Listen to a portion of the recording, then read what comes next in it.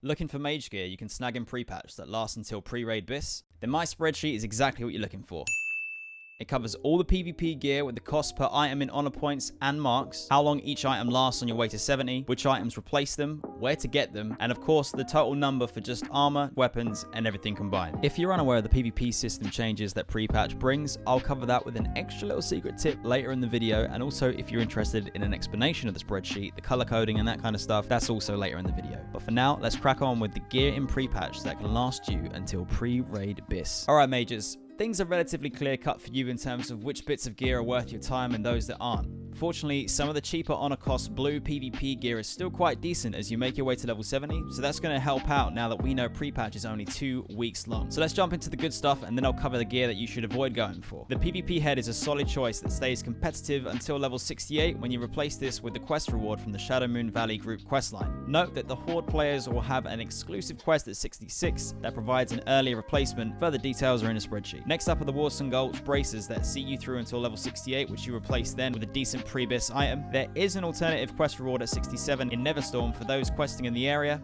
I highly recommend you get the Warlock Gulch braces though, as they're so cheap to pick up. Both the Epic and Blue PvP gloves are great choices that last until 67. Naturally, the Epic gloves will provide a little more power here. The same goes for the PvP legs that are replaced at 68 with excellent pre-BiS legs. There is an alternative available at 67 though for those who are questing in Shadowmoon Valley. And yet again, the PvP feet are looking very solid up to 68 when they're replaced with more strong pre-BiS items from a quest that you'll be doing along with the risks mentioned earlier, so these are a no-brainer as well. And lastly, we had the PvP offhand, which is by far the most expensive item on the recommended list, but lasts until replaced at 70, or alternatively at 68 if you get lucky with early runs of the Alcatraz. And now let's take a quick look at some of the questionable items that I'm on the fence on, but lean more towards skipping. The PvP shoulders might look strong at first, but they can be replaced at level 63 if you do a group quest in Hellfire Peninsula. This could be busy on PvP servers at launch, so an alternative could be to wait until level 67 to replace these with a quest in Netherstorm. I'm sure you can see why I'm on the fence with these, so the choice is up to you. The PvP chest also looks strong, but faces a similar issue as the shoulders. They can be replaced at level 60 by another Hellfire Peninsula group quest, and the next decent alternative is from a 67 quest in Neverstorm. And in absolute last place are the PvP one-hand weapons that I do not recommend you get at all. They have such a high cost in honor points and marks, and they can be replaced at level 63 with a drop from the Underbog with various alternatives that crop up on your way to 70. It's not worth your time targeting the weapons. Considering this, you might just be better off grabbing the staff of the Ogre Magi from the DM tribute run, or buying it for gold and then rolling around with that in Outland for a while. The traditional rank requirement for gear is removed, as is the reputation requirement for rep gear. Instead, you accrue honor points for participating in battlegrounds, and each battleground rewards you its own respective mark. It's 3 marks for a win and 1 mark for a loss. You save those points and marks up to then spend on PvP gear. So that secret tip is that you can build up your reserves of honor points and battleground marks, which stack up to 100 by the way, in preparation for when you hit level 70. Then you can head straight to the PvP gear vendor and snag some seriously powerful gear the moment you dig, which can get you some pre-raid BiS or better gear instantly. So the spreadsheet is laid out from left to right to show you the level 60 PvP item name, the item slot, honor point cost, the number of marks and which battleground you need to target to get those marks, a link to the item in the TBC Classic database, and then the name of the most solid item upgrade that you'll get in Outland, the earliest level that you can get that item, again a link to the item in the TBC Classic database, and then any comments that are worth bearing in mind and possible alternatives that you should consider. I've also got some color coding and effect as well, as I'm always updating these spreadsheets for all classes as part of my ongoing feedback from the community or discoveries that I make during my research. Green is for items that are strongly recommended. Yellow are still decent items but don't last quite as long as the others. Orange are recommended but they have comments worth considering. And finally, red for items that would be green and definitely worth picking up, but I'm holding out with a little bit of skepticism over these items and further research is required. If you can help out with these, please drop a comment or contact me on Discord so I can make further amendments as we go along. If you've got any items that I need to know about, please drop a message in the comments or ping me on Discord so I can take a look and update the spreadsheet as needed. Be sure to share this resource with guildies and friends as I'll continue making my way through all classes and the relevant specs. Subscribe to see more videos, drop a like or dislike to let me know how you found the video, head over to Twitch and drop a follow to catch me live, and hopefully I will see you next time.